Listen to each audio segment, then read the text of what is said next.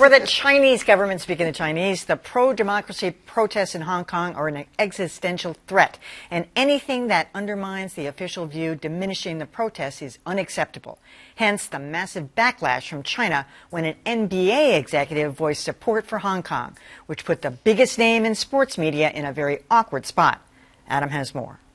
With one tweet backing the protesters in Hong Kong, Houston Rockets GM Daryl Morey created an international incident. Daryl Morey posted an image in support of anti-government protests in Hong Kong, and that has sparked widespread anger in China. Local media covered the fallout for the team, which has a huge Chinese fan base thanks to Rockets great Yao Ming. Now the team's G League squad, who was scheduled to play in China later this month, those games have been canceled. But they also put the story into political context.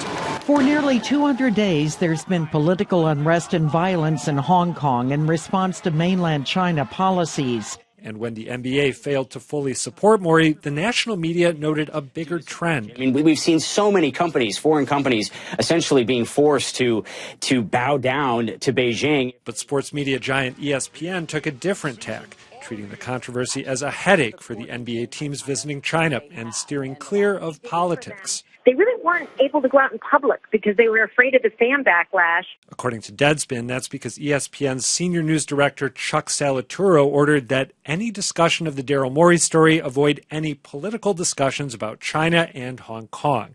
Of course, just like the NBA, ESPN and parent company Disney are betting big on the Chinese market. Still, not everyone at ESPN was willing to toe the company line. And a fan had his free Hong Kong sign confiscated at the Wizards preseason game against the Chinese team. That happened in the United States. Which isn't technically about Hong Kong, but comes pretty close.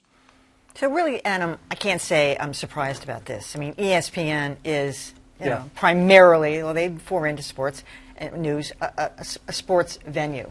And we know, because we've discussed it here many times, sports is all about access. You don't want to be shunned by anybody, by ownership, by team coaches, by anybody. And certainly not somebody who's going to start airing your games overseas. So it's not a surprise. It's not a surprise. The surprise is that they made it public. There is so much money at stake. My understanding is that NBA China is worth about $4 billion. They've been cultivating this market. Yao Ming, by the way, is now the head of the Chinese Basketball Association. So they have a lot to lose here.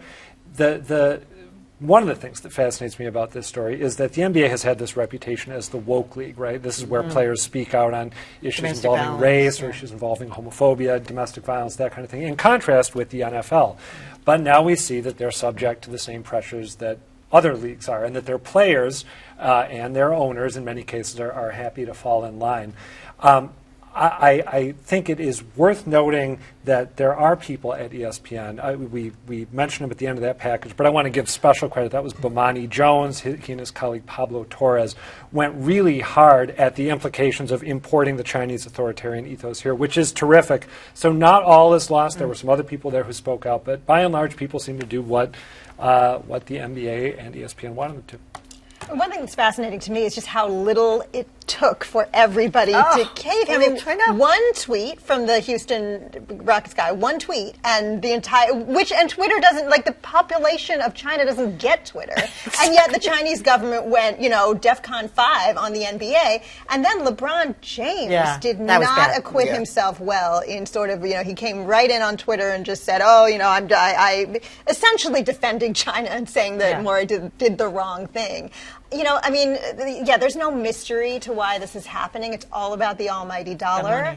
And yet it's just amazing how no one even wants to keep up the charade. You're right, Adam, because they're supposed to be, American and woke, and it just didn't happen here. And it fell apart so fast. What a mess. What an incredible mess. We'll focus on the media aspect of this, which is ESPN. I understand that they're in a bit of an awkward position. I just think that sometimes you have a story dumped in your lap and you have to cover it as a story, whether you want to or not.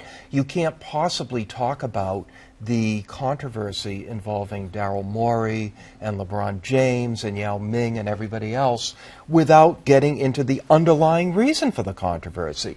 And in this particular case, they should have just, dived in a few times and moved on. Instead, they've created a credibility problem for themselves. Well, guess what? They're going to have another chance because this is not going away. Nope. And in fact, it'll get bigger and bigger and bigger. And since y'all know I'm not following this stuff closely, the guy comes out with a tweet, and I'm like, who is he and what's happening? But so if it's getting to me, and now I have to go figure out exactly where he was coming from. And nobody has actually interviewed him, I guess, because they won't allow him to speak about what prompted him to send his tweet. I'm really curious. That's a part of the story we don't know. Nobody's reported, what prompted him out of, nowhere, it seems, there must be something he's seen or whatever. That's worth a story. So eventually all this stuff's going to come away. We shouldn't be surprised, but yet I am, because ESPN is capital M for merchandise, all times, 24/7 a day. That's what it is. And so anything threatening that. They might have gotten it from their player, from their star player. Yeah. He might have had a discussion with him, and he just picked up and then it's clear that somebody said to LeBron, this guy said something, everybody's mad.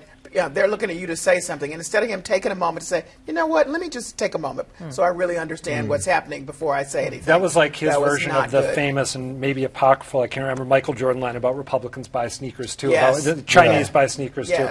Two other points worth hitting really quickly.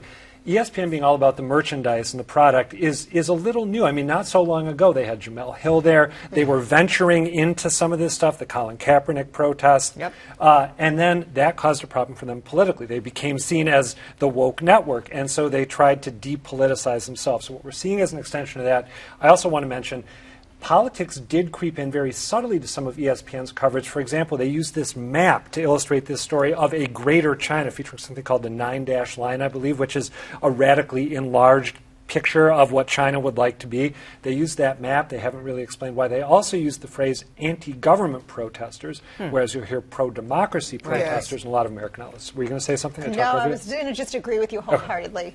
Awesome. Into the details. I love it. Yeah.